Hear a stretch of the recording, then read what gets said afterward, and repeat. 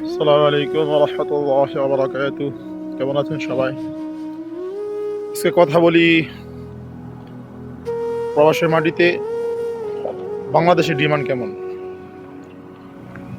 আসলে মূলত কথা আমরা প্রবাসের মাটিতে সবচেয়ে নিম্নমানে কাজ করে থাকি বাঙালিরা। বাঙালিরা একজন আরেকজনের ভালো দেখতে পারে না। কেননা সে নিজের স্বার্থের জন্য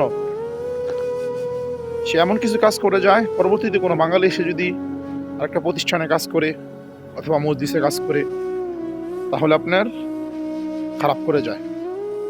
এটা আমার ৩.৫ বছর অভিজ্ঞতার কথাটা বললাম গালফের ভিতরে। কেননা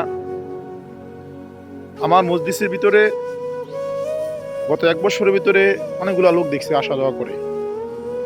ঠিক আছে? বাঙালিরা ১ মাস আসে, আইসা সেরা জায়গায়, ঠিক আছে? পরে আরবিরে জিজ্ঞাসা করলাম, ঠিক আছে? বাঙালি নফর ক্যাফ? আল্লাহি কসম বিল্লাহ মতুয়া বাঙালি নফর ওয়াজিদ মুশকিলা, বাঙালি নফর হারামি। তো শুধু এটা মজলিসের কাজের ব্যাপারে না, সব জায়গাতে আপনার বিদেশের ভিতরে বাঙালিরা ভালো পজিশনে উঠলে দেখতে পারে না। এক বাঙালি আর এক বাঙালির পিছনে লেগে থাকে। অন্য দেশের কান্ট্রিগুলির মানুষগুলি দেখেন খুব মিল থাকে। তো দিন শেষে বলবো, আপনি এমন কোনো কাজ করবেন না একজন বাঙালি, ঠিক আছে, ভালো কাজ করে যাবেন। আরেকজন বাঙালি সে যেন সুনামের সাথে, ঠিক আছে, কাজ করতে পারে। ভালো থাকবেন সবাই।